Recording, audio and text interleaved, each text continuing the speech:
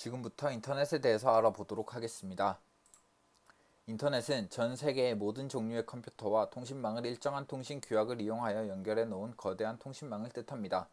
이때 사용되는 것이 미 국방성에서 개발한 TCP/IP라고 불리우는 통신 전송 표준이며, 이것을 사용하여 다른 기종의 컴퓨터 사이에 오류 없는 정보의 전송이 가능하게 합니다. 인터넷으로 접속하려는 첫 번째 이유는 무엇보다 먼저 정보의 교환을 들 수가 있습니다.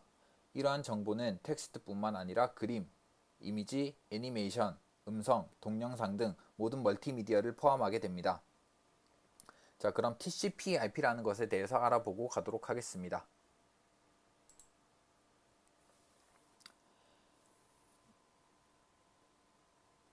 우선 프로토콜이라는 것이 있는데, 프로토콜은 통신 규약으로서 인터넷 사용 시에는 TCP/IP 프로토콜을 이용하게 됩니다. 이러한 TCP/IP 프로토콜은 몇 가지의 계층으로 나뉘어져 있습니다. 이런 계층들에 대해서 한번 알아보겠습니다. 그림에서 가장 하위에 보시면 링크 계층이라는 것이 있습니다. 이 링크 계층은 장치 구동기와 네트워크 카드를 포함해서 모든 하드웨어, 예를 들면 케이블, 커넥터 등 모든 것에 대한 규정이 되겠습니다.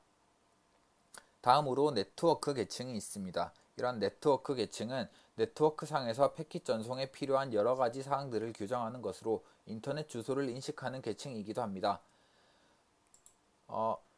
인터넷에서 사용하는 네트워크 계층 프로토콜은 IP, ICMP, IGMP 등이 있고, 보통 통신을 할 때는 IP가 사용되고 ICMP, IGMP는 각각 예외 상황 처리, 그룹 통신을 할 때 사용되겠습니다.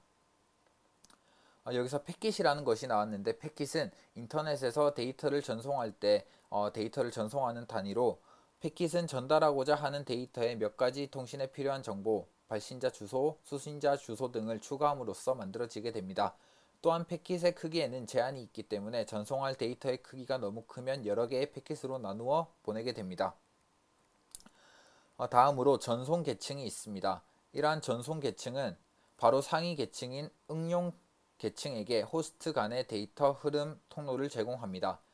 이 계층의 프로토콜로는 TCP와 UDP 등이 있으며, TCP에서는 흐름 제어, 에러 제어 등을 통해서 신뢰성 있는 전송을 제공하지만 UDP는 신뢰성 있는 전송을 제공하지 못합니다. 따라서 UDP를 이용하는 프로그램은 에러 제어, 흐름 제어 등을 스스로 수행해 주어야 합니다. 현재 인터넷상의 대부분의 서비스는 TCP를 이용하고 있습니다. 마지막으로 어플리케이션 계층이 있습니다. 어플리케이션 계층은 응용 계층이라고 합니다. 특정한 응용에 맞는 세부 약속을 정의하게 됩니다. 유닉스 앱 통신 프로그램, 예를 들면 FTP, 텔넷, 아키 등이 여기에 해당하게 되겠습니다.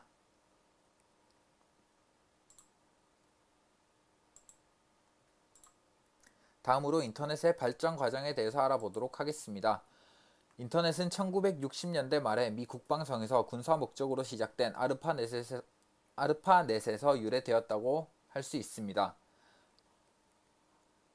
아르파에서 만든 것으로 연구 및 정보 자원이 긴급 사태로 인하여 부분적으로 파괴되어도 정상적인 기능을 수행할 수 있도록 하는 통신망인 아르파넷을 구축하였습니다.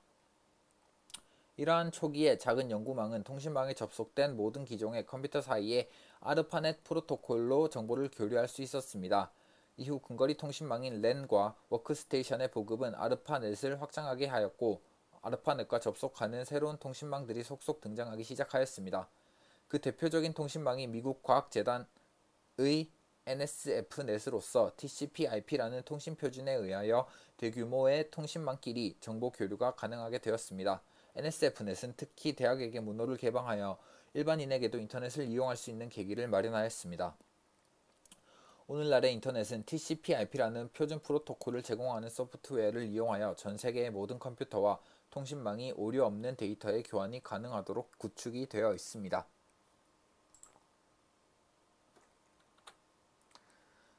다음으로 인터넷 백본입니다.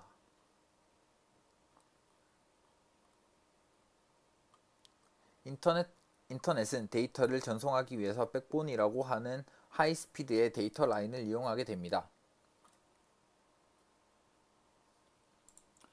백보는 자신에게 연결되어 있는 소형 회선들로부터 데이터를 모아 빠르게 전송할 수 있는 대규모 전송 회선을 말합니다. 지역적인 차원에서 백보는 근거리 통신망에서 광역 통신망으로 연결하기 위한 하나의 회선 또는 여러 회선의 모음이 되겠습니다. 또는 근거리 통신망 내에서는 거리를 효율적으로 늘리기 위한 회선이 될 수도 있습니다. 인터넷이나 다른 광역 통신망에서의 백보는 장거리 접속을 위해 연결되어 있는 근거리 및 지역망 선로들의 모음이 되겠습니다. 각 접속점들은 네트워크 또는 전송 데이터의 교환 스위치라고 불리게 되겠습니다.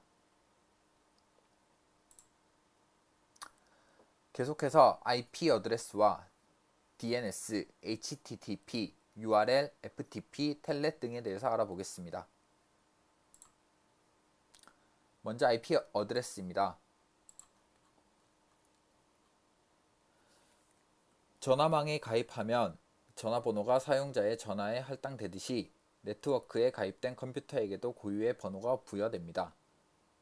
번호로 하지 않고 주소라고 하는 것이 조금 다르긴 하지만 인터넷 주소와 전화번호는 역할면에서 보면 동일하게 됩니다. 전화의 경우 다른 사람과 통화를 하기 위해서는 자신의 전화로 상대방 전화번호로 전화를 걸어서 서로 연결이 된 후부터 통화를 하게 됩니다. 인터넷의 경우 자신의 호스트에서 통신을 원하는 호스트의 인터넷 주소로 통신 연결을 한 후에 서로 데이터를 교환하게 됩니다. 전화망이 연결된 모든 전화마다 고유한 번호를 갖듯이 인터넷에 연결된 모든 호스트는 고유한 주소를 갖게 됩니다. IP 주소는 도트 데시말 방식을 이용하게 됩니다. 다음으로 DNS라는 것이 있습니다. IP 어드레스는 TCP/IP 네트워크 상의 호스트를 구별하기 위해서 사용이 됩니다. 하지만 숫자로 이루어진 IP 주소를 이용해서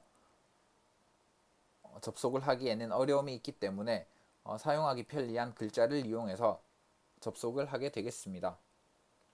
따라서 사람이 기억하기 편리하도록 컴퓨터에 이름을 붙여서 사용자는 숫자로 된 인터넷 주소 대신 컴퓨터의 이름을 대신 사용할 수 있도록 되어 있다고 보시면 되겠습니다.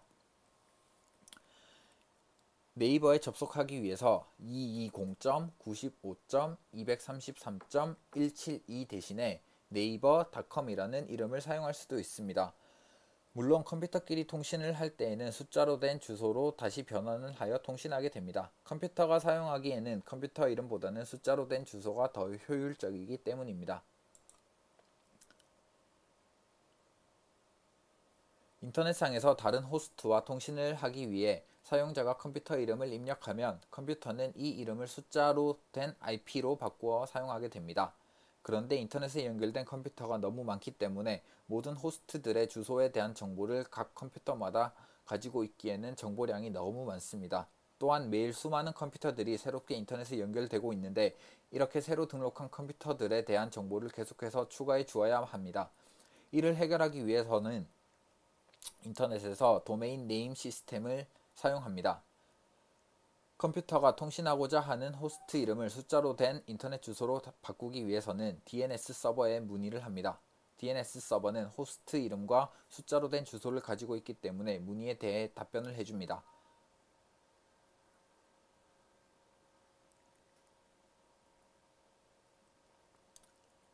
먼저 DNS 서버에게 네이버.com의 인터넷 주소를 물어보게 됩니다. DNS 서버는 해당하는 숫자로 된 인터넷 주소가 다음과 같다고 알려주고 내 컴퓨터에 알려줍니다. 그러면 내 컴퓨터는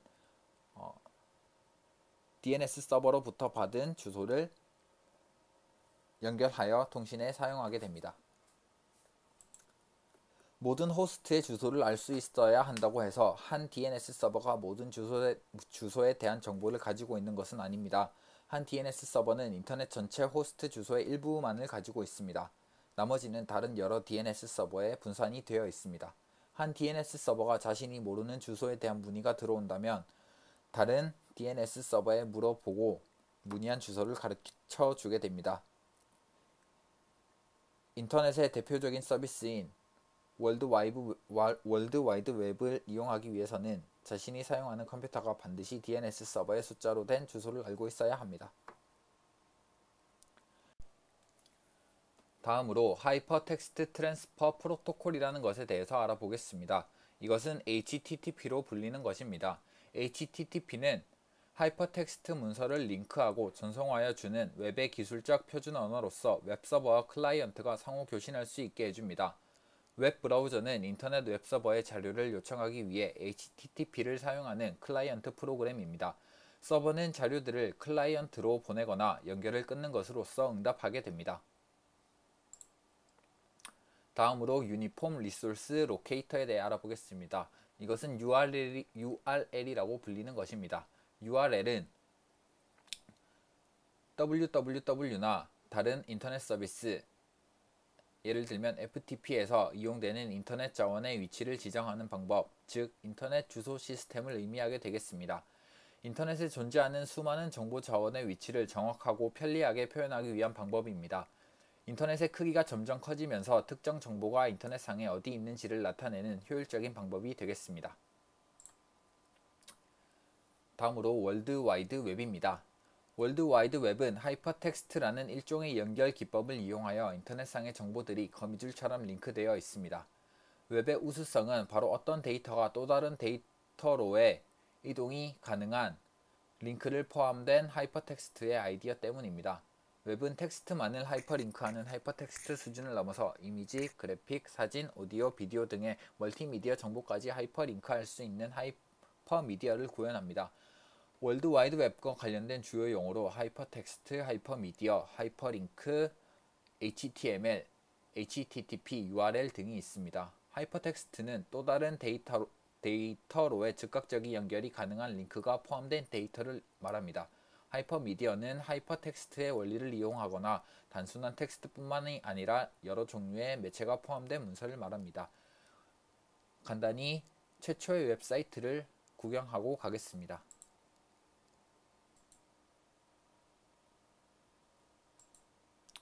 이곳이 최초의 웹사이트입니다.